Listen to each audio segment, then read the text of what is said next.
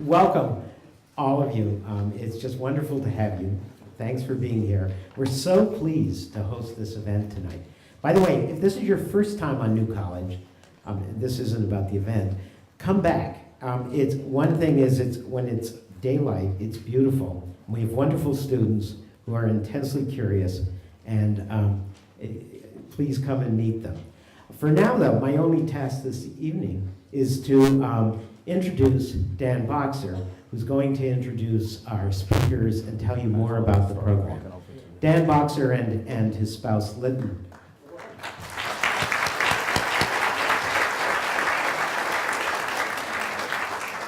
are the chief drivers behind this. Dan runs the Herman and Sally Boxer Diversity Initiative. It's a fantastic thing, and they're all doing good stuff. Thanks. Thank you so much. I wanted to thank everybody for coming. It's impossible to thank all the supporters. They're on a lot of them, and sort of the special ones are on the back here. And I want to thank, I didn't put Gail Foreman, who made this wonderful, there's a bus out behind, a Freedom Rider bus, as you walk in. And her students put it together in 2 weeks. Can you just raise your hand? Thank you.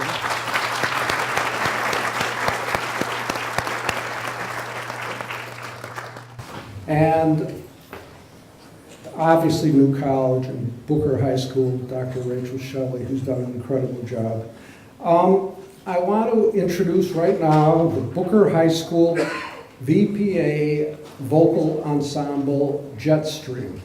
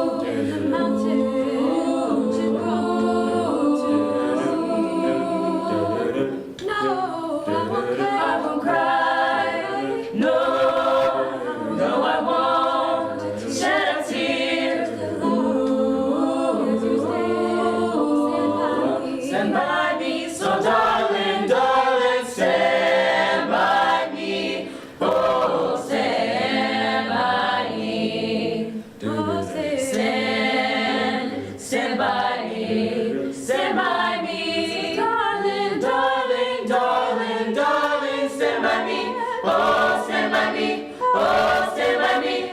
Oh, stand by me.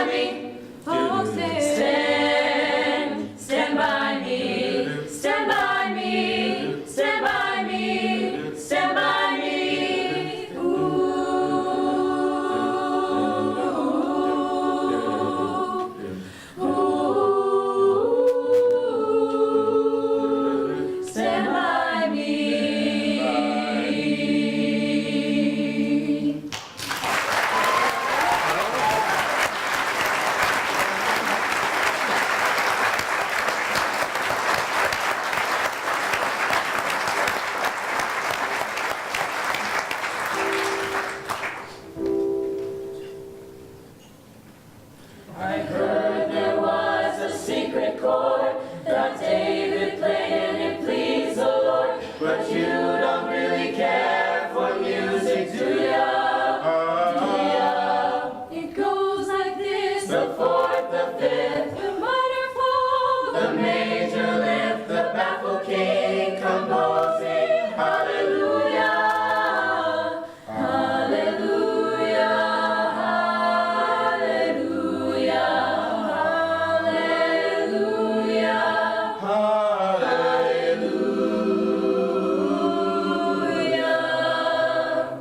Maybe I've been here before. I know this room. I walk this floor. I used to live alone before I knew ya, knew ya. I've seen your flag on the marble arch.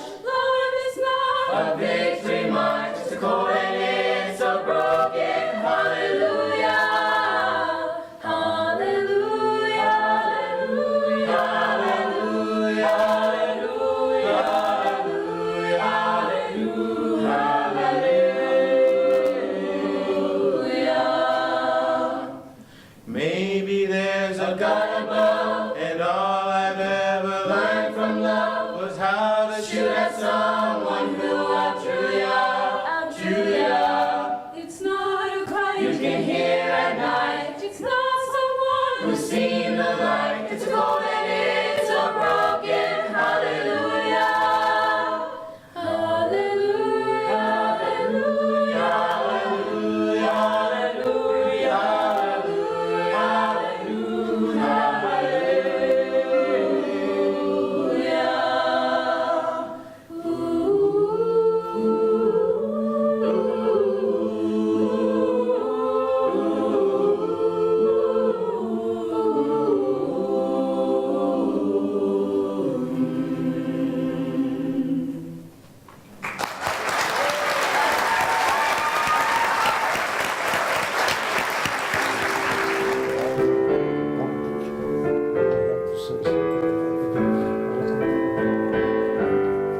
I was born by the river in a little tent.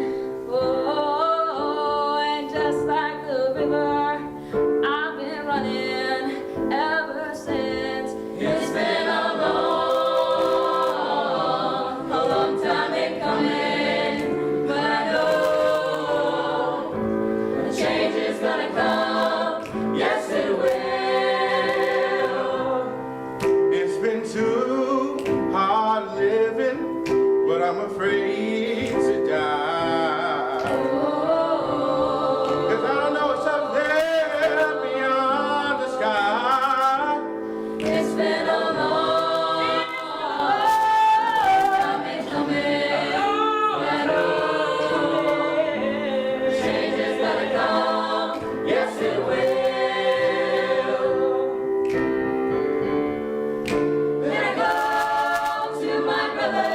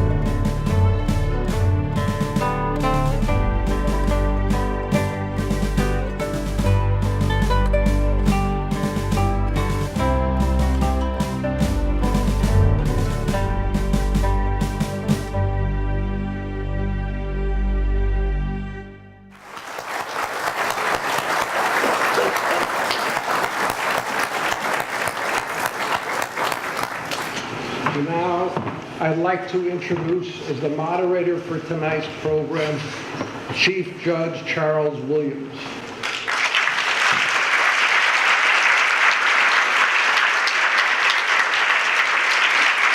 Before the judge starts, I think Linton and I never could have had programs like this without Charles' support and his mentoring. And he'll be very modest and he'll say, oh, it's nothing. But it's true.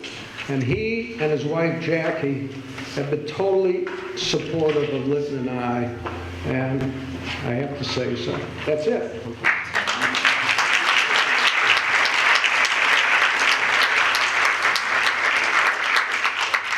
Thank you all very much. It's more than a privilege to be here. I want to thank New College, first of all, for allowing this wonderful venue. Certainly, I could thank everybody for the rest of the evening, but we want to get to the program. So what I'm going to do is I'm going to ask the panelists to come on stage, and then although I know that there is a bio in the program, there are a few other things I'd like to talk to you about in regards to the panelists. So I'm going to ask Dr. Raymond Arsenault to come to the stage, please, followed by Dr. Michael Jeffries, and followed by Ellen Ziskind. You can sit next to me.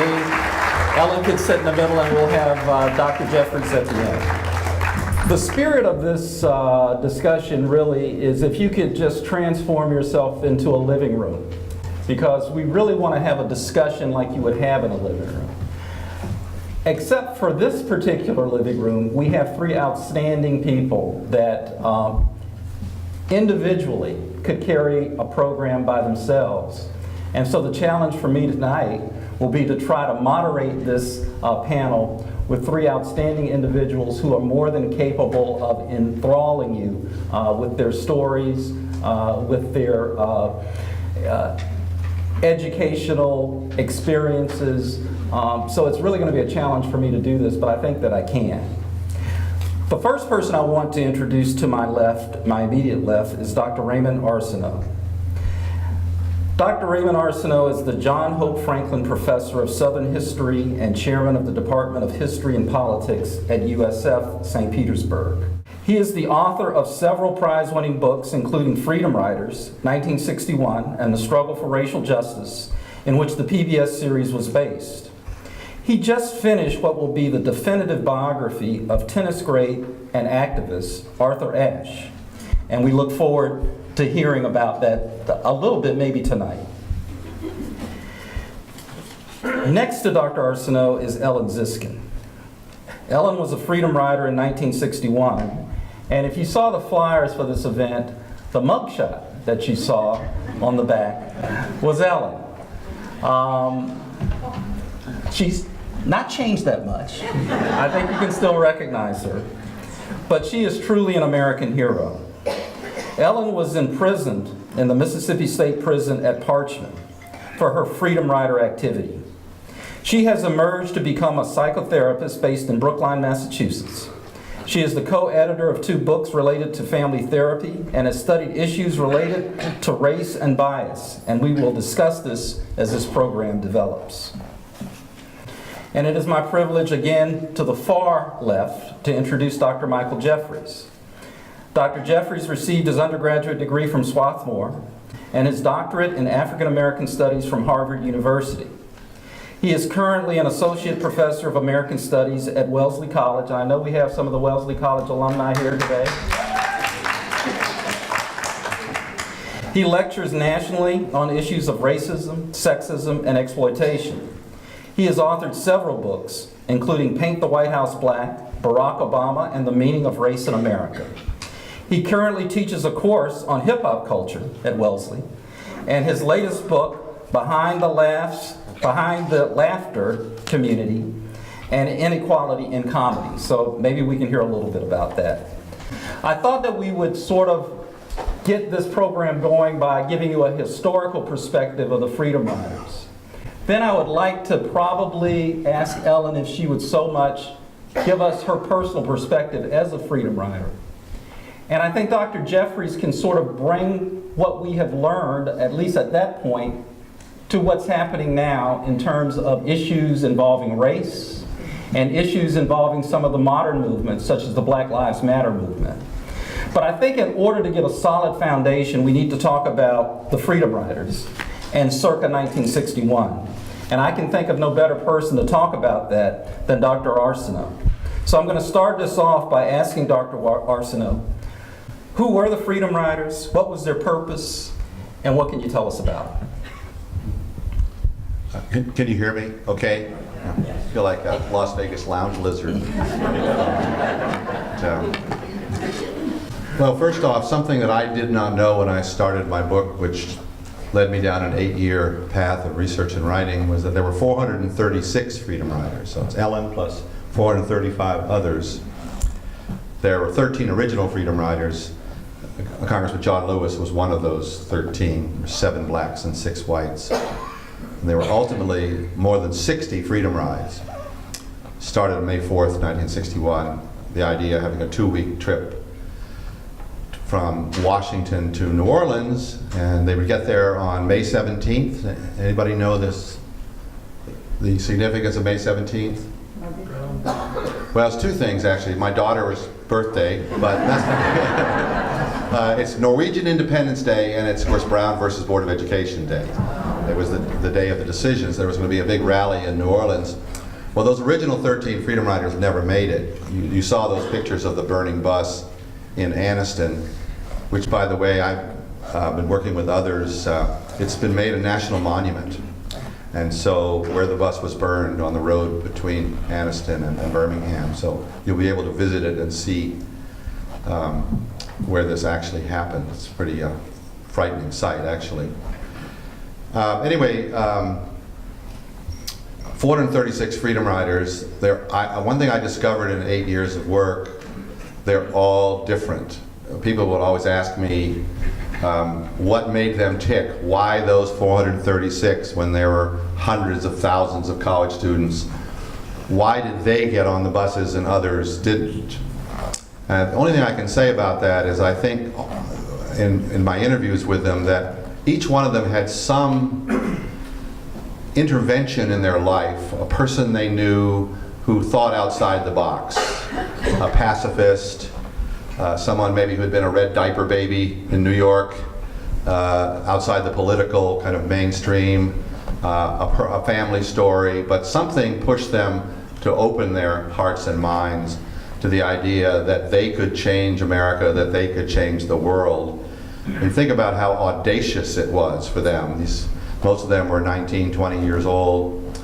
A number of them had to get permission of their parents to get on the first bus. But they were incredibly courageous, both physically, I think, and morally. Many of them made their last will and testament before they got on those buses because they knew full well they might be killed. And the idea of the Freedom Rides, this is early Kennedy administration. John Kennedy wasn't paying any attention to civil rights. He was worried about the Cold War and the missile gap and the Berlin Wall and all that. And so Jim Farmer, who was the head of CORE, the Congress of Racial Equality, wanted to get the Kennedys' attention, both John and Bobby, his brother, who was Attorney General. So they came up with this incredible plan of just going into the heart of the Deep South and daring the Ku Klux Klan to come out and stop them from exercising their constitutional rights. It wasn't really civil disobedience, because there had been 2 Supreme Court decisions that said they had the right to do this, to sit anywhere they wanted on the bus, to sit down and have a cup of coffee or a hamburger at any lunch counter in the terminals. But of course that wasn't the official version in Alabama and Mississippi and the rest of the South. So they knew they'd have resistance. I don't think they ever realized how much resistance.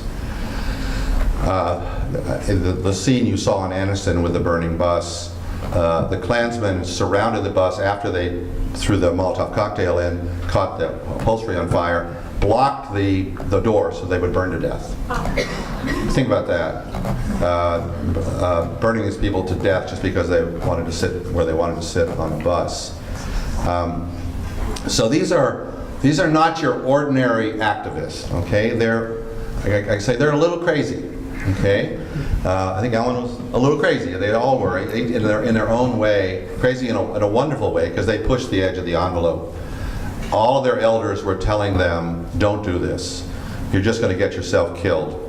No one had ever done this kind of direct, nonviolent, direct action in the Deep South before. In Montgomery, of course, with the bus boycott with Dr. King, but not this confrontational. And their teachers, their ministers, their parents were telling them, this is crazy, please don't do this. But they did it anyway, because their notion was, we want freedom now, not freedom later. And someone's going to have to push the edge of the envelope and to get this going. So they were an unbelievably diverse group. A quarter of them were women. About a quarter of them were Jewish. Half were from the north, half were from the south, half were black, half were white. There were exchange students from Indonesia and people from musicians from Germany, and a lot of people jumped on this bandwagon. And I'll just tell you one story, and I'll pass it over to Ellen. But I'm so happy to see all of you here tonight that almost every seat is taken, because years ago, I don't know how many of you have ever been to the Underground Railroad Freedom Center in Cincinnati. It's the largest civil rights museum in the country. Well, it was until, of course, the new Smithsonian Museum, which is extraordinary. You should all go to that on the Mall in Washington. But anyway, I was invited to speak on the Freedom Riders. And I'd never been to Cincinnati before. I took in a Reds game before, and then walked over to the museum, and it's beautiful, it's cavernous. Procter & Gamble gave $100 million for this museum to devote it to the Underground Railroad. So I go in there, and there's a wedding party taking photographs against some of the collages on the wall, and they've got 300 seats, chairs laid out in the atrium, and there are about 3 people there. And it's about 5 minutes before I'm supposed to go on, and I'm so embarrassed, because they gave me a nice honorarium to come, and I knew the director, and I was so embarrassed. Well, about 2 minutes before I'm supposed to go on, 275 junior high school kids came in. All black, all from Pittsburgh. They were on a historically black college tour, and I was their first stop. So suddenly I'm speaking to 12-year-olds. And I kind of gulped and thought, well, I can do this. So when I get to Thurgood Marshall, I'll explain who he is, and I'll explain about the Brown decision. And I think I was doing pretty well, so I got about halfway through. There are only a couple of adults in this audience. There are all these kids. And so I told this story that was a famous apocryphal story in the movement. Anybody who was involved in the movement probably knows this story. It's about this kid, white college student, who was training to go to Freedom Summer in 1964. Not the Freedom Rides of '61, but Freedom Summer, where almost 1,000 volunteers came to teach in the Freedom Schools and register blacks to vote. And so this kid is scared to death. He's from Ohio. He's never been in the South before. He's heard all the stories about how mean people are in Mississippi, and he's terrified. So he gets down in his dorm room, and at Western College, where he was, going to Mississippi the next day, says, God, I'm going to Mississippi tomorrow. I'm scared to death. God, will you go with me to Mississippi? And he's praying. God, I'm going to need you to go with me to Mississippi. So he repeats this prayer 3 or 4 times. And finally, this voice comes out of the ceiling. I'll go as far as Memphis. Okay.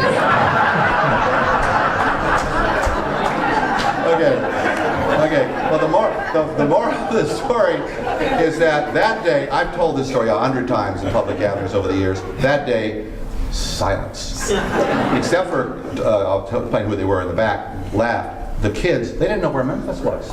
You don't get the joke if you don't know where Memphis is. They were in Pittsburgh. They're 12 years old. So I'm like a comic dying up there. Okay? Not any laughter except these 2 African American, this couple in the back. So I made it to the end of the talk, and I often get asked this because the Freedom Riders have become sort of like my children. They're all older than I am, but they're like my children. And they always ask me, who is your favorite Freedom Rider? Okay? And so there's a woman that I usually talk about when they ask me that question, and her name was Norma Wagner. And she was from Rochester, New York. And she was, all right. All right. Well, so I told the Norma Wagner story. She was blind. white woman, never been south of the Mason-Dixon line. Her husband would read her the news. So when the bus was bombed in Anniston, he read her the account, I think in the New York Times, but she never saw that picture that you saw that riveted the world about the bus being bombed. And so she's silent after he reads her the newspaper, and then she says, I can't stand it. I gotta go to Mississippi.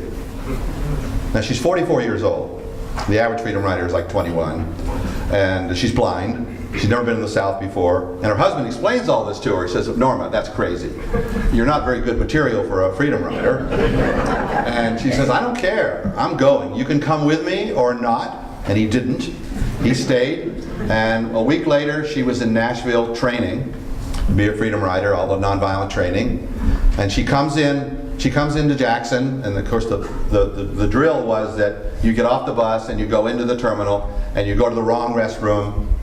Of course, she had to be pointed; she couldn't see. Said, "Where's the black restroom?" You know, she goes, and she goes to the black lunch counter, and they don't arrest her. She's just she's crestfallen because even the Jackson police had enough sense, public relations sense, not to arrest this blind woman. You know. Ray, you know what they said to her? She was on my bus, so we were on the same bus. They said, if you don't get out of here, we will throw you into an institution for the blind. Yeah. They threatened. Yeah, that's right, yeah. So, I'd forgotten you were on that same bus. So anyway, they won't arrest her. She's crushed. She goes back to Nashville, and she's the only one, well actually there were two of them that rider were not arrested, but she goes back to Nashville, and she comes back 2 weeks later, tries again, see if she can get arrested. And they know she's coming this time, this crazy blind woman. And so they don't arrest her. Finally, she gives up.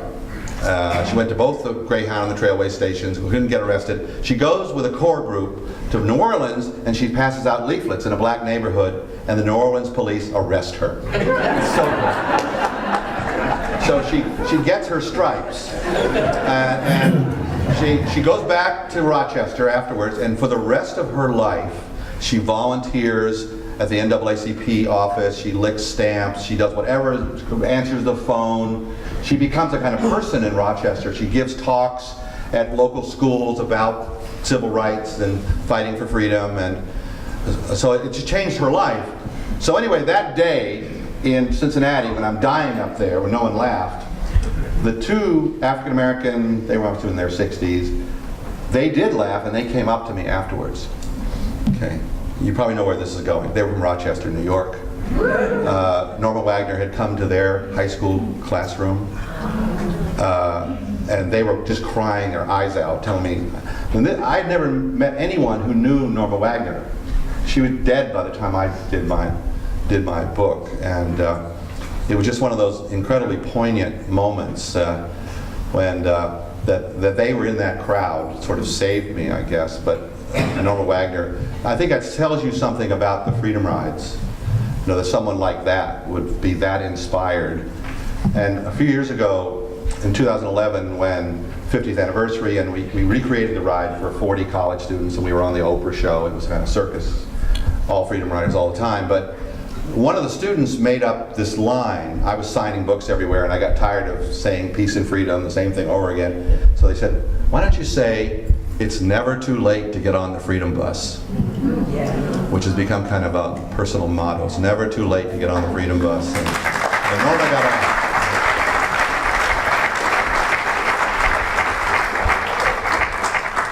And so I'm going to ask Ellen, actually a hybrid question. What was your motivation for getting involved, and how did you get involved?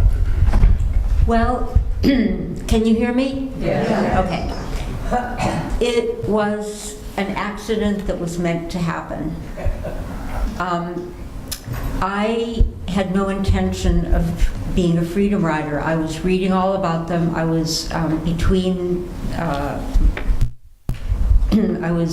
it was the summer before my senior year of college, and without making it a long story, I went to CORE, the Congress of Racial Equality in New York, to meet someone for lunch who'd been involved in some civil rights action. And I was just sitting on a bench waiting for him to get out of the office with James Farmer, the head of CORE.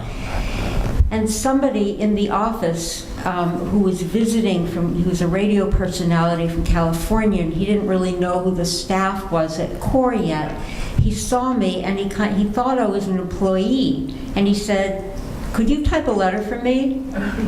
And I said, I was pretty compliant in those days, and I said, "Sure, I'd be happy to." So I typed a letter, and he said, "Pretty good. Could you type a few more?"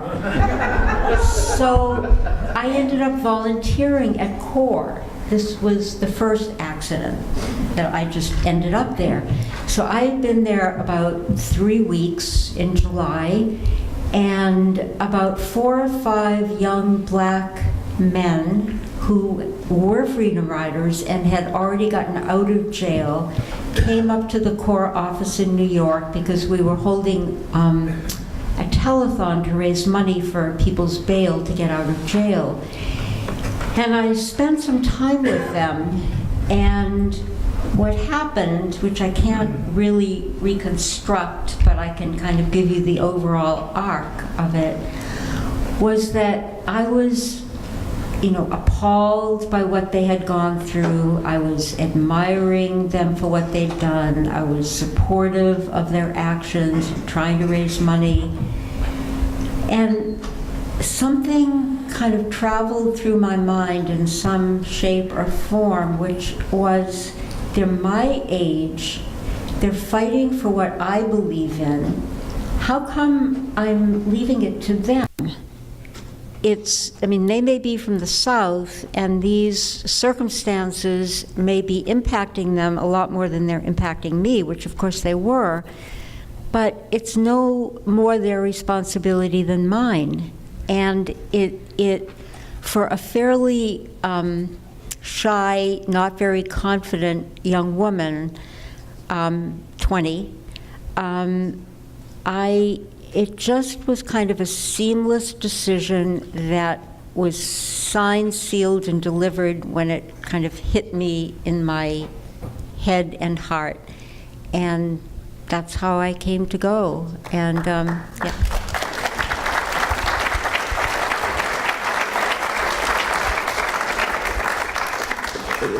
The story also continues in that you were actually imprisoned as a result of your activity. Parchman Prison is not like the county jail. It is a terrible place to be. And I was wondering what your family felt like when they got that call at some point that you were in Parchman Prison. Well, I didn't need my parents' signature, and I wasn't going to tell them. My father was dead, but my mother was living, and I was afraid to tell them I was going because I wasn't sure I could stand up to my mother if she protested. So I waited until the night before, and I told her I was going, and we have different stories about what she said. She told me that she said, "I wish I could go with you," but she didn't say that. But I think she did not grasp the seriousness of where I was going, which was a good thing. And she didn't really fight me. But my stepfather wrote me a letter in prison. Letters were censored, but they didn't censor this. He said, "Can I send you some cookies?" I think he didn't know that we didn't have shoes, that the lights were never off, that we never got out of our cells except for 2 showers a week, and we never went outside for 6 weeks. So I think that, I think they really didn't understand, and that was a good thing. One of the things that I wanted to do, if you noticed on the flyer, the issue, you're going to take my picture also. The issue, Smile. the issue Make sure you email that to me. The issue always when we talk about the civil rights movement, and I jokingly say that for my own children, and we were fortunate enough to take them on a civil rights tour, but for many children, the civil rights movement is ancient history. It's like studying the Peloponnesian War. And so it's important, I think, that we tie in what has happened in the past with what's going on now. And we are very fortunate to have Dr. Jeffries here. And so I'm going to pose this question to Dr. Jeffries. And we're going to fast forward from 1961 to today. And we're going to talk about a movement that we're all aware of as an apparent consequence of police encounters and deaths associated with Michael Brown in Ferguson, Missouri, and Tamir Rice in Cleveland, Ohio. And here in Florida, we're all familiar with Trayvon Martin. A new protest movement has evolved, and it's generated a great deal of controversy. And Dr. Jeffries has extensively lectured on the Black Lives Matter movement, and that's just an example of some of the modern movements, but I want to focus on that since he has lectured on it, and I would consider him an expert if we have an expert on that movement. And some historians have described the Freedom Riders movement as a watershed moment in civil rights history. Dr. Jeffries, you've described the Black Lives Movement as a defining human rights issue of our generation. And tying that in with what has happened in the past in 1961, why do you feel this way? I think one of the things that Dr. Arsenault said is worth repeating, and that is that when the Freedom Riders went down, they were going down to practice rights that, as far as the legislation was concerned, they already had. And the secret in that stroke of genius and that courageous decision, that courageous move, is that it reveals that these rights that we have do not actually exist unless we practice them. The things that are written in the Constitution, that are codified in law, have no value and do not exist unless we practice them. That's what makes them real.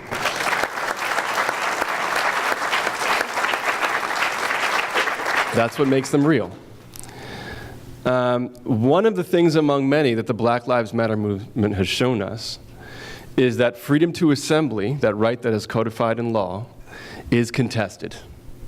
And it is contested when you are young and black, and when you are explicitly standing up to the abuses, the violent abuses of the state.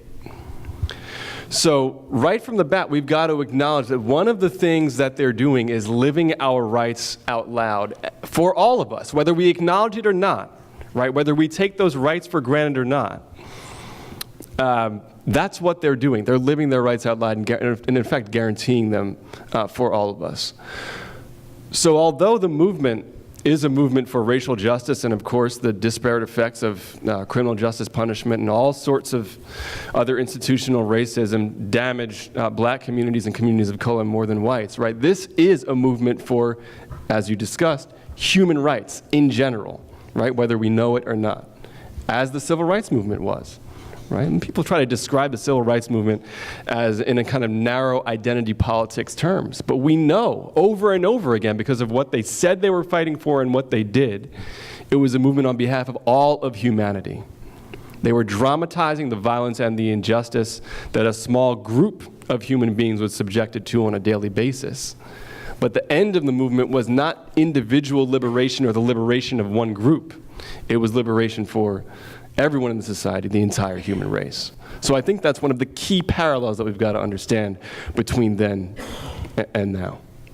And I'd like Dr. Arsenault to talk a little bit about his reflection as a Southern historian, looking at that movement in 1961, and certainly what's considered, I think, the modern civil rights movement, maybe from 1954 through 1968. You may have a different timeline. But can you compare the two movements, Dr. Arsenault? Well, let me say first that the way I see it after a long thought about this, again, my book is in the Pivotal Moments in American History series that Oxford published, and the two editors of the series were both my former professors, both Pulitzer Prize-winning historians, and a lot of pressure, because they came to me, this new series, and they said, "Have you got a pivotal moment for us?" I sort of gulped, and I said, "Yeah, I do. But at that moment, I did not know for sure that the Freedom Rides represented a pivotal moment in American history, because that's not the way civil rights scholars saw it. It was really largely forgotten. There was much more talk about the sit-ins in 1960 than the Freedom Rides. So I had to sort of get into this, and actually talking to the Freedom Riders themselves and doing archival research. It didn't take me long to realize that this was a pivotal moment with a capital P. It's one of the great moments in the 20th century, in my view, not only in American history, but in world history, because they essentially invented the 1960s. This is a whole new kind of politics, citizen politics. They really weren't constrained by institutions. They had no business thinking they could win. Everything was arrayed against them. There's the young kids, what did they know? Well, they knew what was in their hearts and in their minds. And so this is the beginning of the 60s, the cultural 60s. The anti-war movement comes, the women's movement, the environmental movement,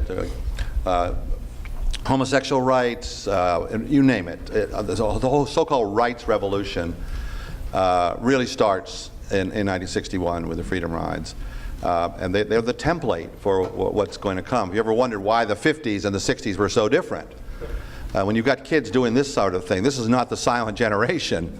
You know, they're turning things upside down. They're telling the society, we're not going to let you go back to business as usual until you take care of this, until you live up to the ideals of the Declaration and the Constitution, life, liberty, and the pursuit of happiness, and all of that. And so it starts something that doesn't turn out the way they thought it would. And that's the point I want to make, is that they were steeped in Gandhian philosophy.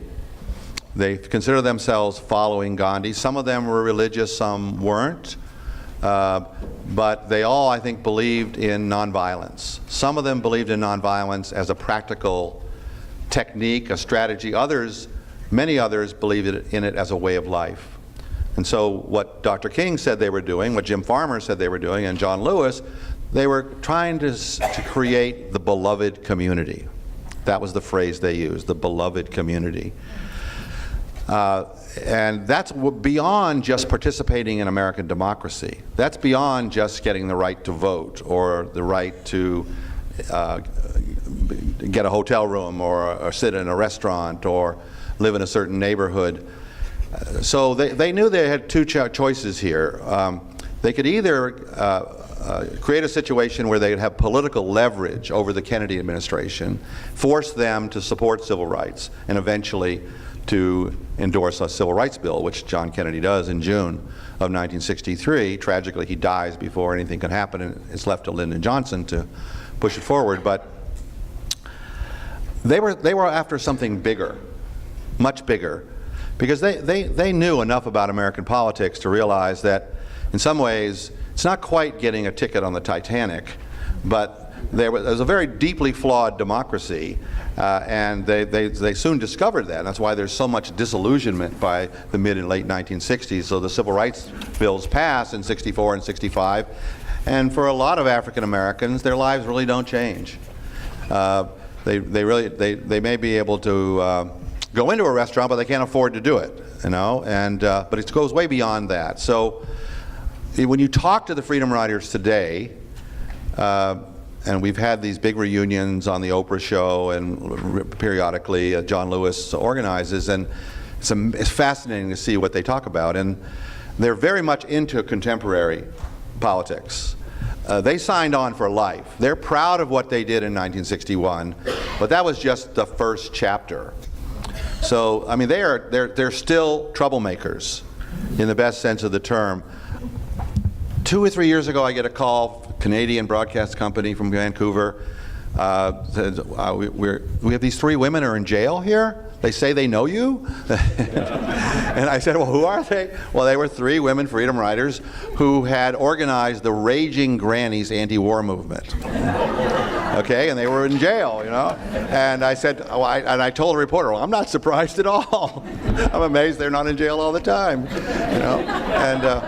And there are just hundreds of stories like that, and they found different ways to live out. But it's very bittersweet for them, because they know full well, particularly in the age of Trump, that we have not reached the beloved community, and that there are forms of racism that are every bit as vicious as they were in 1961. And so there's a sadness to them, but they have not given up. I mean, that's the key thing. It takes your breath away, frankly. You saw the picture on the cover of my book with the burning bus, and there's a man holding his head in front of the bus, a white man. His name was Ed Blankenheim. He had a stroke about 20 years ago, I guess. Before I met him after the stroke, and he was not what he had been once, but he was still a force for sure. And so here's Ed, who had a stroke. He lived in San Francisco. He was nearly killed on the burning bus. At age 70, he's rearrested, chaining himself to a bus, fighting for the rights of the handicapped. Access on buses in San Francisco. So here they're carting him off, a 70-year-old man, and he was doing that kind of thing till the day he died. And I think that's a lesson for all of us. Dr. Jeffries, is something you want to add to that? Yes, I mean, one of the things that your comments brings up is the ways that folks who were the leaders of the civil rights movement were disparaged and criticized for what was thought to be some sort of political immaturity or naivete about what they might accomplish, about the degree to which their goals were overly ambitious. They weren't being pragmatic. They didn't understand political power and opportunity structure in politics. But as you said, what history has revealed is that they were far more savvy and far more sophisticated about their own political power and about the political institutions and situation in this country than the so-called experts at the time. And I think we've got to keep that in mind, because we're seeing, to go back to your question, right? We're seeing some of the same criticisms cast in the direction of Black Lives Matter activists today. They're politically immature. They're just complaining. They don't have a clear political program. Why are they attacking people on the Democratic side of the ballot? They're interrupting Sanders rallies and they're interrupting Clinton rallies. Those are supposed to be their allies. What are they doing disrupting those rallies? Shouldn't they be?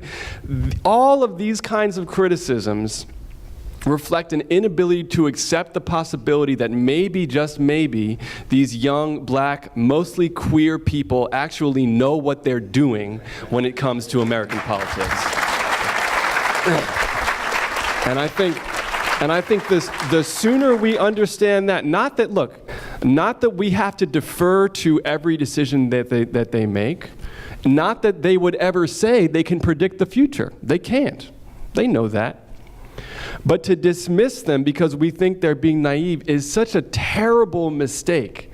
It's a knee-jerk reaction and a symptom of a really impoverished political imagination. History shows us just the opposite. We do ourselves a great disservice when we call them naive and don't respect their strategies and follow their lead.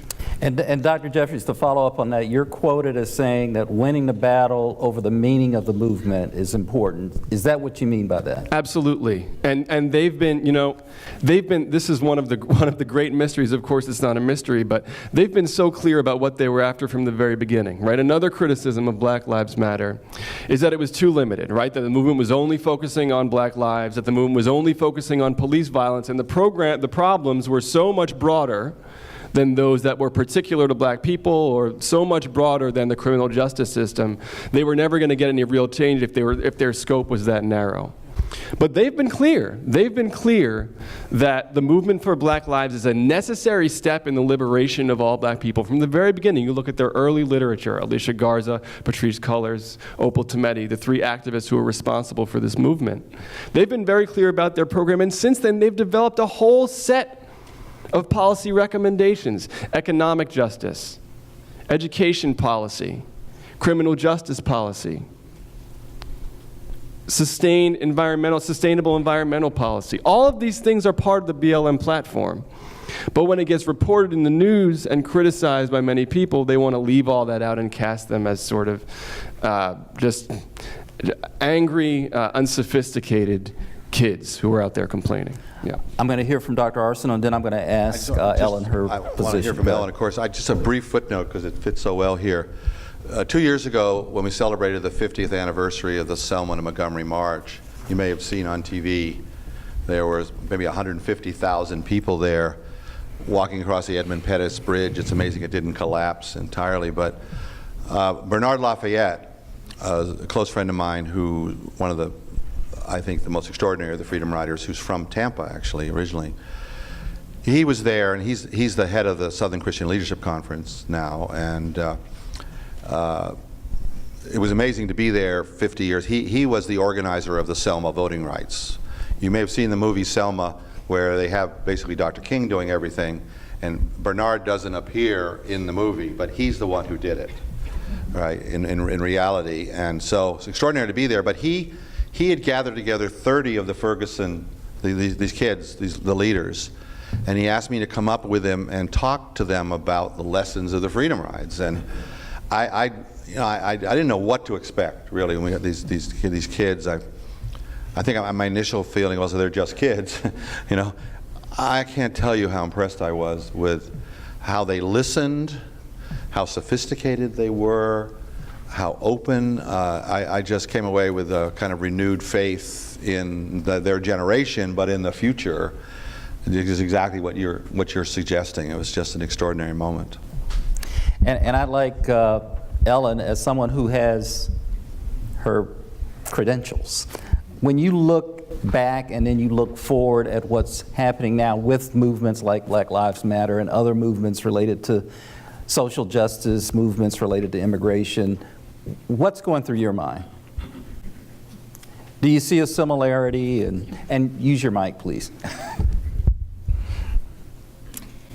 You know, I feel very inexpert at talking about these this kind of thing, but would this be, Charles, an okay place to talk about Sure. what I am focused on? Mm-hmm. So I think it's important for me to say that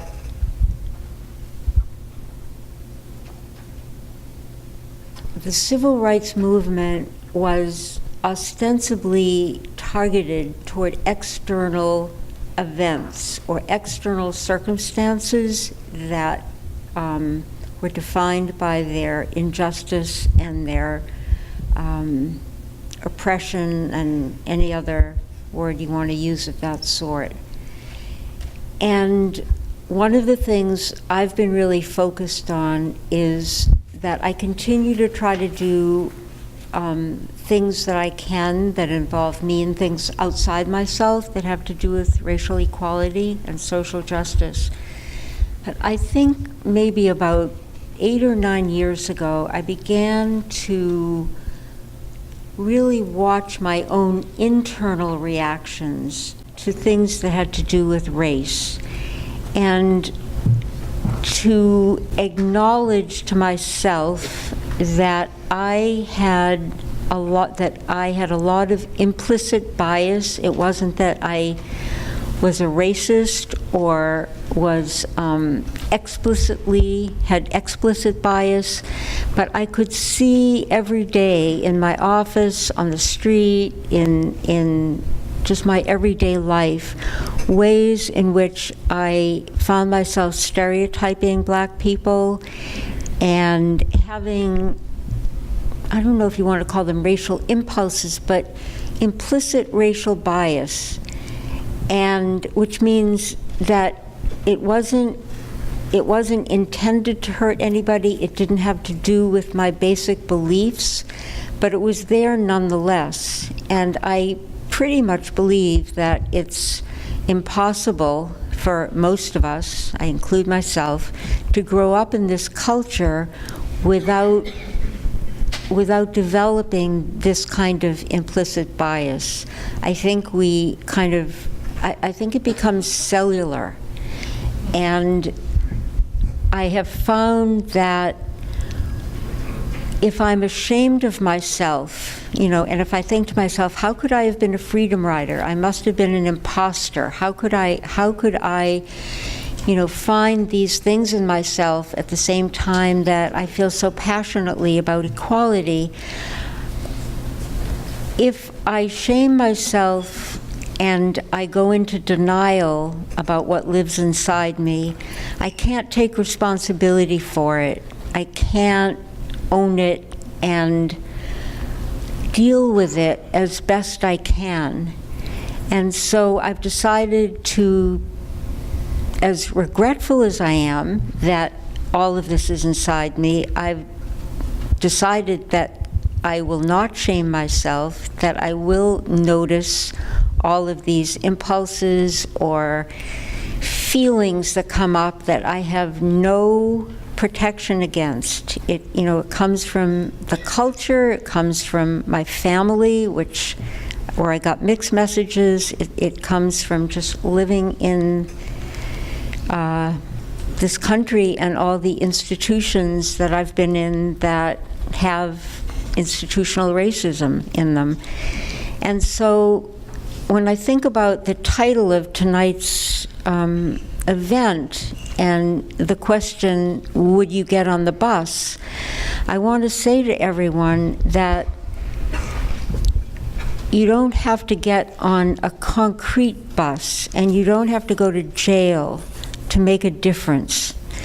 That first of all, really acknowledging what goes on inside yourself and taking responsibility for it in whatever ways you can. And speaking up at times when you hear friends or colleagues being biased. To me, it almost takes more courage to stand alone at those moments where I don't have the protection or the sanction of any movement, and there's no one at my back. I'm really alone. To me, it almost takes more courage than being part of something organized.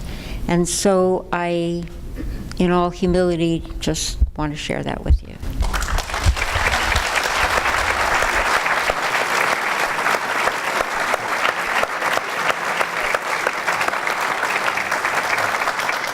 And that brings us to the part of the program that I think we are extremely fortunate to have Dr. Jeffries here, because no meaningful discussion on the history of protests involving social justice can proceed without a frank discussion on race. So I'll ask an elementary question, I guess, to Dr. Jeffries, and that is, why is talking about race so difficult?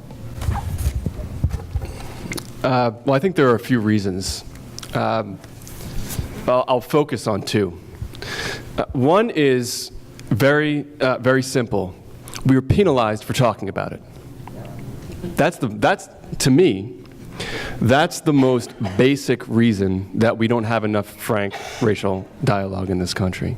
That when it comes up, in particular if you're a person of color and you're defending your own dignity, your honor, the honor of your sister or brother, you are at risk of losing something, not just losing face, being ashamed, losing your job, losing your standing with a professional colleague, losing an opportunity. So there are real penalties associated for talking about race in the immediate sense. The second reason, though, I think is a little bit more difficult to tease apart, and I'm going to try my best, and that is because race doesn't function like any other kind of system, categorical system that we have.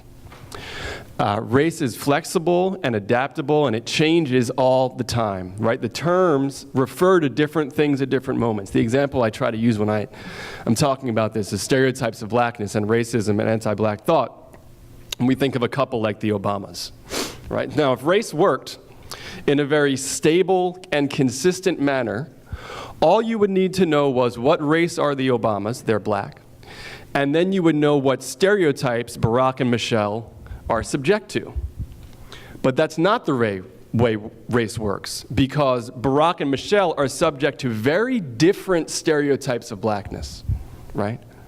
In Barack's case, the kind of racism that we hear directed at him is a nativist, xenophobic, anti-Muslim form of racism, right? In Michelle's case, the racism that she gets has a lot to do with gender, right? And black womanhood, sexuality, femininity, and in some ways, social class as well. So just saying they're subject to racism because they're black doesn't actually explain how racism is operating for each of them, because it's always combining with something else. It's always combining with religion.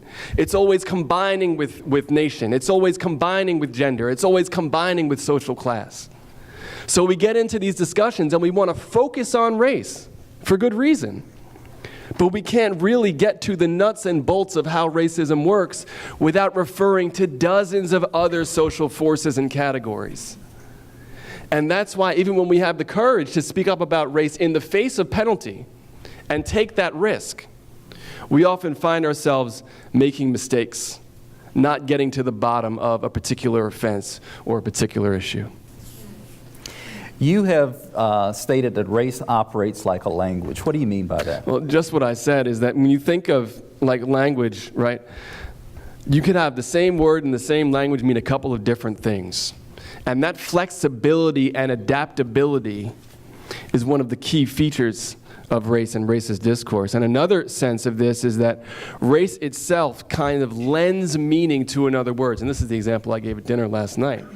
Or maybe it was earlier today, I can't quite recall. But if you ask, if a white parent is moving to a new community, they ask another set of white parents, when my kids are school-aged, what are the good schools in the Boston metro area?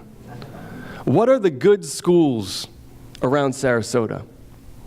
That word good is a non-racial term explicitly, but race as a meta-language, a language above the language, is lending meaning to the word good even when it's unspoken. It's lending meaning to the word good even when it's unspoken. It lends meaning to the word crime, urban. That's a non-racial term, but we know it has racial meaning. And that's what when I say race operates like a language of its own, that's what I'm talking about. It's a language of its own that gives meaning to a bunch of other words, a lexicon that has nothing to do with race alone. Dr. Arsenault? Yeah, I'm tripping over my cord here. You know, as academics, we often talk about race as a social construction or a cultural construction, that it doesn't really exist beyond that, biologists will tell you that the genetic overlap between Laplanders and the Zulu in South Africa is 99%. I don't know how many of you have watched the Finding Your Roots show with Skip Gates on Tuesday nights on PBS. I would urge you to watch it. You'll get the genealogy bug if you do. But of course, it shows that, and he often has what we would think of as African Americans on there, and they find out Brian Gumbel was on the Sportscaster the other night and found out that he was 8% Ashkenazi Jewish. Gumbel was actually, he didn't know this at all. You know, he was shocked by it. But the best example of this that I've run into when I would give my civil rights tours of the Deep South, I'd take graduate students and law students on this 8-day adventure. We've ruined a lot of tax lawyers. They all wanted to be civil rights lawyers after they came back from 8 days in Mississippi Delta and Selma and elsewhere. But one person that we would always talk to was John Siegenthaler. Not sure how well known he is. He was a great man who died 3 years ago. He was Bobby Kennedy's aide during the Freedom Rides. He was from Tennessee, and he was kind of the insider, the white Southerner that they thought could talk to Bull Connor and talk to the racist governor of Alabama. And he was there during the Freedom Rider riot in Montgomery, and he was hit over the head with a lead pipe and left for dead under a car. He survived, but he was a representative of the president, and they didn't care, you know. So he became something of a celebrity, and later ran the Siegenthaler Center, which is a First Amendment institute at Vanderbilt in Nashville. But whenever I would take my students, he would tell this story that just haunts me, and it has to do with his grandson. There's a John Siegenthaler Jr. who used to be the Saturday anchor for NBC out of New York. You probably have seen him. Anyway, so John Sr. had a grandson, and he would his grandfather just doted on him, and he would spend every minute he could in Connecticut with his grandson. And but he never told him the story of what happened to him in 1961. He was only like 6 or 7 years old, the grandson, maybe 6. But someone said something to him in his first grade class about his grandfather, that he had been hit with his pipe, and they were talking about it. So that night, John is there with his son and his grandson and daughter-in-law, and the little grandson was always trying to get more time, didn't want to go to bed. And the father would always say, okay, Dad, you go up and read him a story, but only one. He only gets one story. I want him to get in bed. And so John Siegenthaler goes up with his grandson, and he reads him some story, and he's about to tuck him in, and he said, it's time to go to bed, and the little boy says, Dad said you could only read me one, but he didn't say you couldn't tell me some stories. Okay? So, pretty smart kid. So John says, well, what do you want? What do you want to know? What story do you want? And then, of course, he said, well, one of my friends said that you were beaten up by these bad white people. What was that all about? And so John tries to distill it down for a 6-year-old, and he says, well, back in 1961, there were these bad white people who didn't want the black people to ride on the bus. Okay, so he tries to distill it down, and so at some point, the little boy, his grandson, looks up at him and says, Grandpa, are you black? And so John sort of gulps, and he says, well, no, but it doesn't really matter. No, but it doesn't really matter. And after he kissed him goodnight and went down, he thought about it, and he said, you know, I just lied to him, because I know good and well in whatever it was, 2005, it does matter. So he wrote him a letter that he would want him to open when he was 18, which has not happened yet, saying, you know, remember when you asked me that question, Grandpa, are you black? And I said, it doesn't matter. Well, I lied to you. If we put in the letter, it does matter, but I hope by the time you read this letter when you're 18, it'll be true, you know. And of course, he's telling this to the students, and there's not a dry eye in the place. I'm not doing justice to how he told this story, but Grandpa, are you black? And sort of opens up all kinds of possibilities about what it means to be black, and who is black and who is not, and how important that question is. Ellen, anything you want to add after sharing your story about racism and bias? No, I think I said everything I wanted to say. Thank you. There are a couple of things before we get, and one of the things we're going to do is there are some questions that have been submitted by the audience that we're going to get to, but I want to talk about a couple of more issues that I think hopefully you'll be interested in before we get to that part, and that'll be towards the end of our program when we do the Q&A. But I'd like to spend a few moments discussing the issues that we collectively call patriotism or nationalism. You know, there is a widening divide in this country over what constitutes being patriotic. Whether it's individual acts of protest, like what has occurred with the Colin Kaepernick and the NFL players taking a knee during the national anthem, or movements that are considered anti-police, like some people consider the Black Lives Matter movement being anti-police. Many people see these as divisive and unsupportive. And so I'm going to, again, direct this to Dr. Jeffries.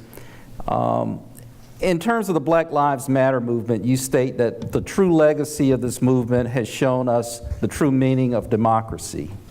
So in terms of what democracy is and patriotism is, can you give us your version or your opinion of what you see in terms of the protest and whether anyone should be bothered by the criticism that these are not patriotic or democratic type of activities for citizens of the United States? Well, yeah, and I can see Ray not shaking his head over there. I mean, I think you... We'll let Ray do the Yeah, rebuttal. absolutely. I mean, look, you know, the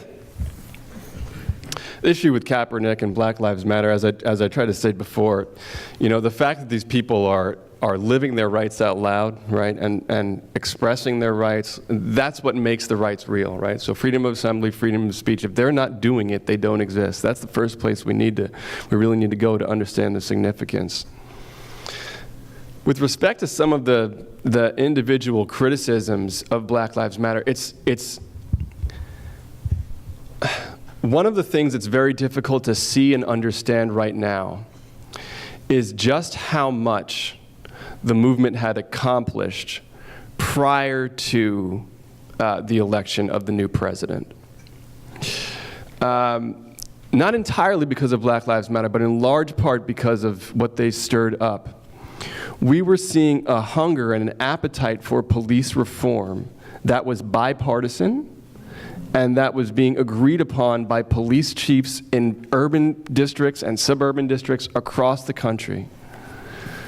And this kind of bipartisan appetite for less punitive police measures and more police accountability was something that was unthinkable when these kids first took to the street. And in just a few years, they had really changed the climate. And that legacy has been temporarily interrupted, I think, because of what's on the table for us now politically. We have to spend our attention talking about so many other things, and just because we only have so much time and effort, right, we can only turn our attention to so many things that need our need to be addressed immediately. But one of my fears is we're going to forget the successes. We're going to forget the successes of Black Lives Matter already.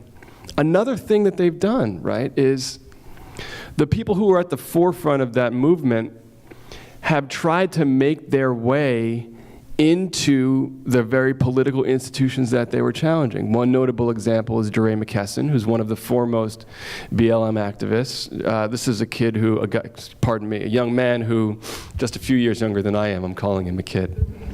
A young man who left a job as an educator in Minnesota, went down and started covering some of the protests in Ferguson, ended up leaving his job for good, became one of the foremost figures of Black Lives Matter on social media, and then went back and returned to his home city of Baltimore and ran for mayor. Did not win that race, but nevertheless, it demonstrates a genuine investment and a long-term investment of faith, despite all of the evidence to the contrary, right, in these institutions that we have. So the fact that they were able to generate the kind of broad-based support for police reform, and you're seeing chiefs like one of the great examples of this, Art Acevedo is a police chief in Houston. He's come out and defended Black Lives Matter from many other local politicians in Texas and saying, you should come to, pardon me, not Houston, Austin. You should come to Austin and talk to some of our activists. Think about this, a police chief defending Black Lives Matter activists in Texas. This is a wild success that we couldn't possibly imagine, and we've already achieved it. So there's an investment and a faith, despite the righteous anger and the righteous discontent of these activists. There's an investment and a faith in democracy that we should admire, regardless of background, regardless of individual circumstance. That's why I think they really are the fountain for American democracy today. And Dr. Arsenault, in terms of the foundation of democracy and what happened in '61 and during the Civil Rights era. Yeah, listening to Michael, so striking the parallels with the Freedom Riders. You know, they're heroes today, and I think universally so, and rightfully so. But Freedom Riders were not heroes to most Americans in 1961. the Gallup polls ran 2-to-1 against the Freedom Riders. People would say, well, I agree, and they should be able to sit anywhere they want on a bus, but I don't like their methods. Why are they disrupting everything? Why can't they just wait for the courts or the Kennedy administration to solve these problems? It's so messy. They're such troublemakers. They're so impatient. And part of that was, I think, because of what was happening. It was against the backdrop of the Cold War. The Freedom Rides occurred just before John Kennedy went to his first summit meeting in Vienna with Nikita Khrushchev. And so Kennedy told his brother Bobby and some other people in his administration who had connections with the movement, he said, get those people off the buses. How can I go to Vienna and claim to be the representative of the free world when people are being nearly murdered on buses in Anniston just for the right? It makes us look like contemptible hypocrites. So please, tell them to wait. Tell them to wait. Can't they wait until I get back from Vienna at least? He was furious. And took him a long time to realize, of course, and Bobby said, let's have a cooling off period. Please stop those rides so we won't get these terrible headlines that the Soviets can exploit. And of course, Jim Farmer said, we've been cooling off for 200 years. We are not going to get off those buses, and we're not going to cool off. And so it was, and they were called unpatriotic for a long time. And it was only after they were successful and when this became a kind of elemental part of American democracy, of ordinary people doing extraordinary things, speaking out, it became more acceptable. Even then, of course, not everybody agreed with this. They said, well, I love your goal, but I hate your methods. In America, we don't do those sorts of things. You know, we form a committee and that'll solve the problem. And of course, underlying that notion is that somehow in America we don't have deep-seated fundamental problems, which I think nothing could be further from the truth. But that's the way many Americans see their society, that in other societies, fascists and communists can kill each other in the streets, right? But we don't do that in America. We have this broad consensus. At least that's what was believed in 1961. So the Freedom Riders kind of broke that mythology by saying, you know, we're not going to let you go back to business as usual until you recognize the depth of this problem and address it and start acting in accordance with true democracy. And it was an incredible lesson that was hard for so many Americans to understand, even within the civil rights movement. You know, I mean, Thurgood Marshall opposed the Freedom Rides. Virtually all of the major leaders did. They thought these young kids didn't know what they were doing. You know, and they were just going to get themselves killed and set the movement back, and they were going to spend all their money. And eventually, he grudgingly came around. But Roy Wilkins of the NAACP, Thurgood Marshall, even Dr. King, thought they were just a little too pushy. You know, and he had to run to keep up with them, in a sense. And that's really the greatness of the Freedom Rider experience, just like the Black Lives Matter, I think, in a sense, that they make us uncomfortable. They force us out of our comfort zone to reconsider what we should be doing with our lives. And before I go to the last really subject matter, before we do our Q&A, I'd like to ask Ellen a question related to patriotism and democracy. Is that something at the time that you experienced this in 1961 that you actually thought about, whether or not you were being a patriot or whether or not this was something that was anti-American? Did that even go through your thought process while this was occurring, or is that something that was even considered, whether or not you were being a true American by doing this protest? I don't think my thought process got that far, but I think in a certain sense, it was implicit in my decision to go. It was about the Constitution. It was about democracy. It was about everybody, every citizen being responsible for making the Constitution live. And so while I never thought of the word patriotism, I think it was implicit in my decision. You know, finally, I'd like to talk about perhaps the limit of protests or perhaps the limit of speech, because a lot of what you are seeing today deals with whether or not we are placing limits on protest and speech. And I think it's appropriate, being at a college institution of higher learning, that we have this conversation on limits. Many of you are aware that there are some who feel that colleges should be places where you have open exchanges of ideas, where you have the opportunity to listen to people who you may not agree with. But as an example, and I know that Dr. Arsenault is affiliated, may still be affiliated with the ACLU. Recently at the College of William and Mary, a lawyer representing the ACLU was shouted down. The chant was, "You would defend Hitler." And that chant went on until that ACLU lawyer was forced to leave the podium. So I'd like to talk a little bit about the limits of protest or the limits of free speech. And again, I'd like to start with Dr. Jeffries, and we've talked about this.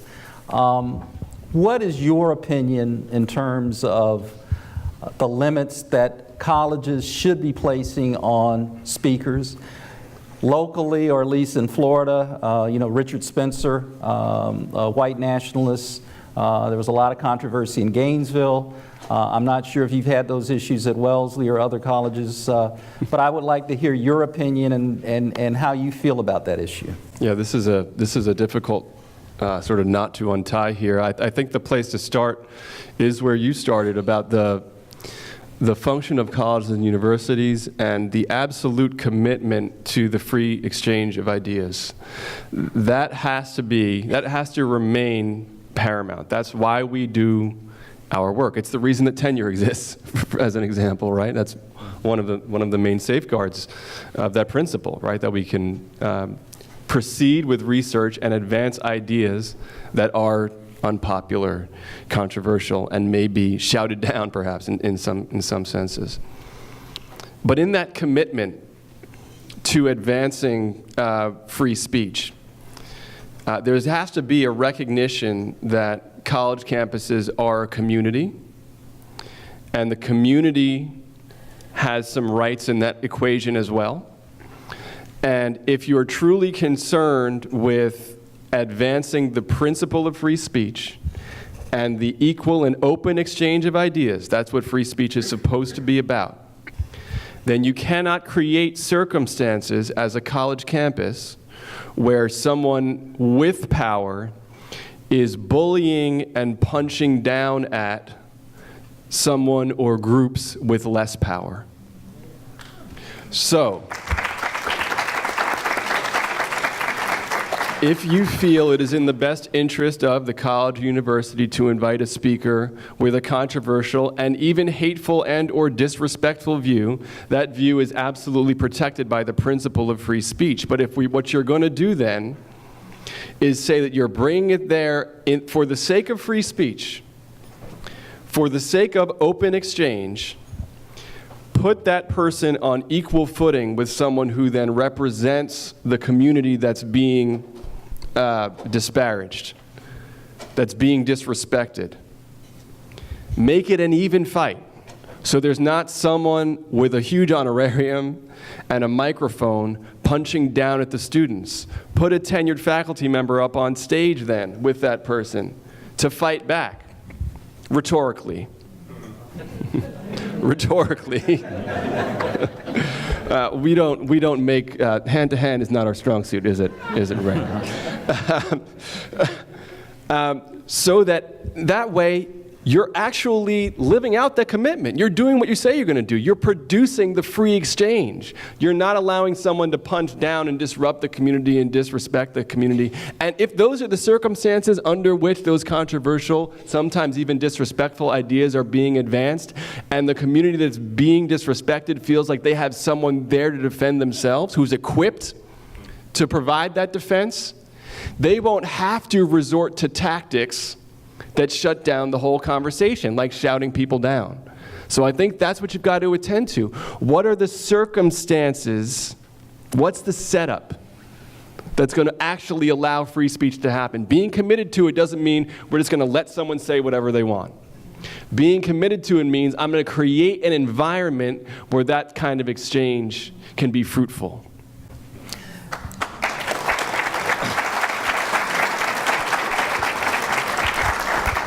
I couldn't agree with Michael more. I think he hit the nail on the head. Unfortunately, people like Richard Spencer, the speaker at the University of Florida, he's a coward, and he wouldn't really allow anyone else. If you suggested that they have a professor to counter him, he wouldn't have spoken. And I think the university has to insist on that. And if the person is so cowardly that they won't engage in the exchange, then they shouldn't be invited, shouldn't be given these huge honoraria. What happened in Florida, I think, was shameful. Because, as you may have read, so they had all that security so that Spencer could speak, and then people shouted him down so no one heard him speak. What he says is hateful, no question about that. But there was no exchange of ideas whatsoever. He walked away with, I don't know that he got an honorarium actually in this particular case, but sometimes they do get huge honoraria. But so, I mean, if the protesters had wanted to turn their backs on him, wear black armbands, boycott, those are all fine. But when there's no real speech going on, it seems like it's really a sad thing. It's tough. I mean, ACLU recognizes time, place, and manner restrictions on the First Amendment. You know, it's not pure, but certainly in a university you want to maximize it. That's what going to a university is all about. We're supposed to make our students feel uncomfortable at some level. If we're not making them feel uncomfortable, we're not doing our job. We want them to want to throw everything up that they believe in the air and then try to put it back together again, right? I often tell my students the way I see it is people who do not have the privilege of going to a university or really encountering the life of the mind, the world of ideas. It's like living your whole life in the first floor of a high-rise building, and no one ever points you to the elevator. So you're roaming around in this limited experience. What I tell my students is I want you to go over to that elevator and push that button, and I want you to go to all those floors, to go to different parts of the world, different ideas, and you may not like what you see up there, and you may come, you know, down to the first floor and live there comfortably, but you're cheating yourself, you're cheating your life if you don't go up that elevator. And I think that's what a university should do for you, give you that opportunity, make it in every way possible that you encounter these things that you otherwise would not encounter. It maximizes your experience. And if you try to protect your students from that, I think you're doing them terrible harm in preventing them from a real education. And so I think this is the biggest issue really in intellectual and university life that we're facing in the United States, because there are counter pressures. We talked about this last night at dinner, these notions of trigger warnings, that you have to warn your students when something disturbing is coming. Now, there probably are some times when you'd want to give them some warnings, but if you spend, Michael and I were saying, what we teach, we spend all our time giving the warnings, we'd never get to the lecture, we'd never get to the seminar, because when you're talking about slavery and racism, sexism, you know, poverty, class prejudice, there's so many warnings you have to give them, but you don't want to give them the warnings. You want them to confront these things. Frances Fitzgerald, wonderful journalist, won the Pulitzer Prize for a book on Vietnam, Fire in the Lake. She did a later book called America Revised, and she did what historians should have done. She looked at every textbook that was used in American high schools and community colleges going back to the 19th century, and what she argued in the end was that we treat K through 12 children as if they're mentally ill. We treat them as if they can't handle the truth. And then we're surprised when they feel cheated when they get to the university and they learn a history that they've never heard of before. You know, that I think we're just selling our children short. And I think it's a huge problem. What I'm going to do, we have 3 questions that we have time for from the audience, and then I'm going to ask one final question to one of the panelists. But I'm going to ask this question that was submitted to the audience, and I think it's pretty obvious who this question should be directed to. The question is, specifically describe how your experience directly impacted your career path, and I think this has to go to Ellen. Did being a freedom rider impact your decision on becoming a psychotherapist? I think is the easiest way to compartmentalize that question. Well, I only discovered the answer to this last night. I was at the same dinner that's being referred to. Oh, yeah, could you get the mic a little closer? Yeah. Is this better? Yes. Okay. So this infamous dinner that's been referred to by the man on either... Last Supper. The Last Supper. This question was put to me, and it really threw me because I'd never considered it before. And it's a little embarrassing, but I told the story, and I will tell you that when I was about 8, 9, or 10 years old, there was a girls' series of books called Cherry Ames, and one of them was called, I don't know, Cherry Ames, some kind of nurse. And I read about this white nurse going into these kind of very poor households in Harlem and climbing over garbage, and it was all very stereotyped, but I remember thinking, that's what I want to do. And so I think what I meant was, I want to help people. And that it was just kind of a way I came into the world. And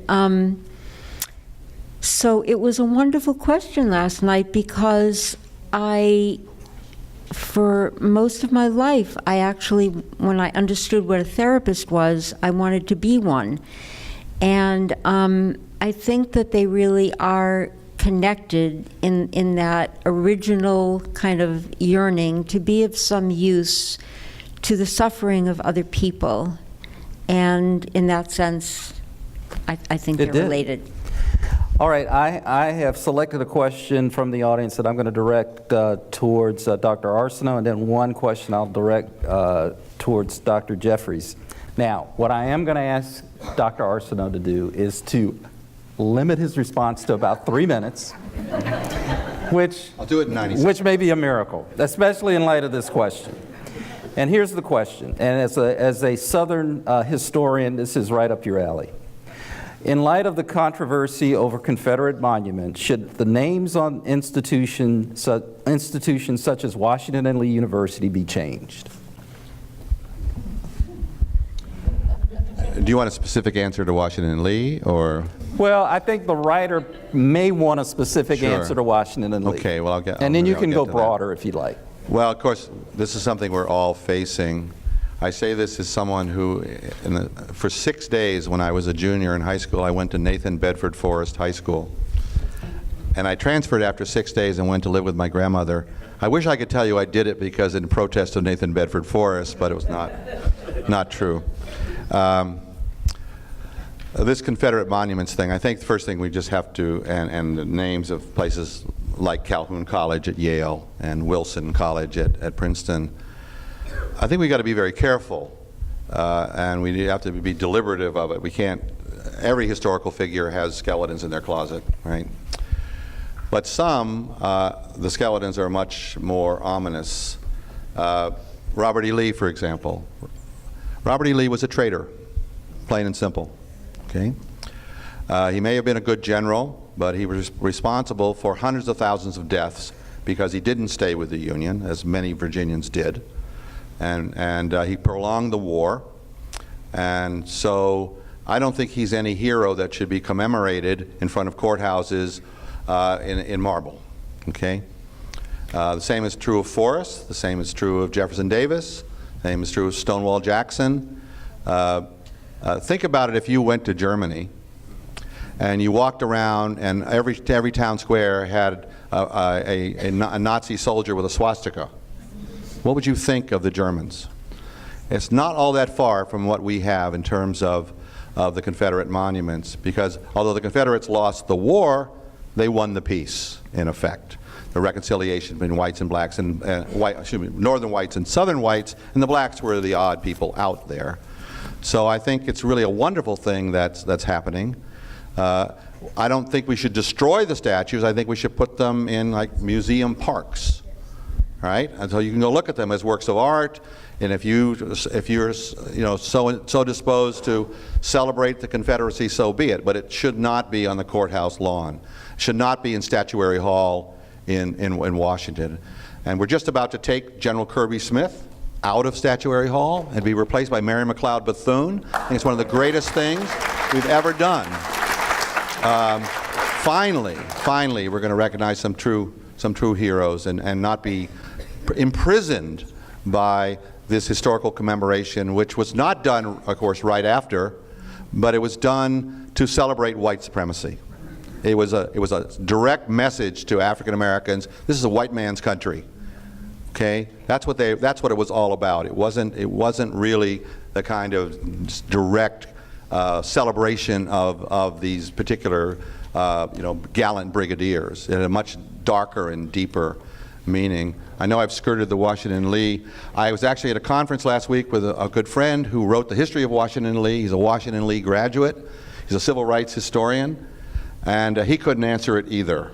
Okay, well, we'll leave it at that. He looked at me and said, I just don't know what to do. So, what I'm going to do, I think this is the perfect segue to end, and it's going to be the last question that's posed, and it's going to be posed to Dr. Jeffries. And then after that, I believe Dan Boxer will say a few words. So I'm going to ask Dr. Jeffries to take us home by answering this question. Where do we go from here? How can people begin to initiate meaningful change? Should it be through protests or other means? It sounds like an impossible question, right? But I think the answer is actually quite easy. I think one of the things that makes it difficult is we are bombarded with so many things that need our attention right now. And that can be discouraging, and it can be confusing. But I think the thing to do is understand that you can have an impact in so many different ways. If you are limited, let's say you're a working person and you're punching a clock from 9 to 5 or 8 to 6 every day, and you physically can't make it to the protest because then you got to pick your kids up and cook them dinner, put clothes on their back, and get them to school the next day. You may not be able to travel down to Ferguson for a week, right? That may be an impossibility. But you might be able to do something in your own community that's analogous. You might be able to volunteer at a local organization, volunteer for the NAACP, something along those lines. If you're someone who has more time and money, right? You need to invest those dollars in causes that need them, right? If you look at what happened with the Black Lives Matter chapter in Charlottesville in the immediate aftermath of the killing in Charlottesville at the neo-Nazi rally, right?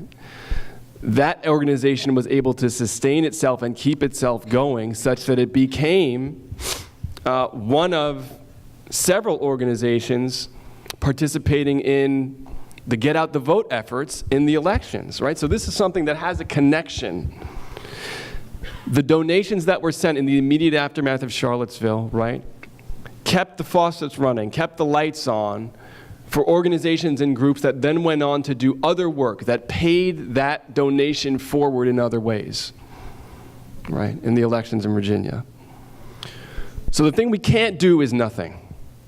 That's what we can't do. Don't say there are too many things, there's too much to worry about. Don't say what difference can I possibly make. Right? Every drop in the bucket is going to feed this thing going forward.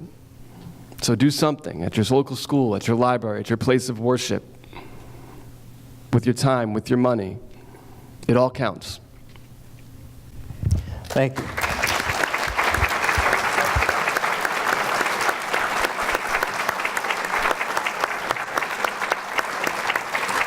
I just want to say it's really a privilege and honor to have shared the stage with you. And at this time, Dan Boxer is going to say a few words, and then, as I say in court, you are excused. I am actually not going to say, I'll be 30 seconds, but I really want to thank our panelists. I think you'll all agree.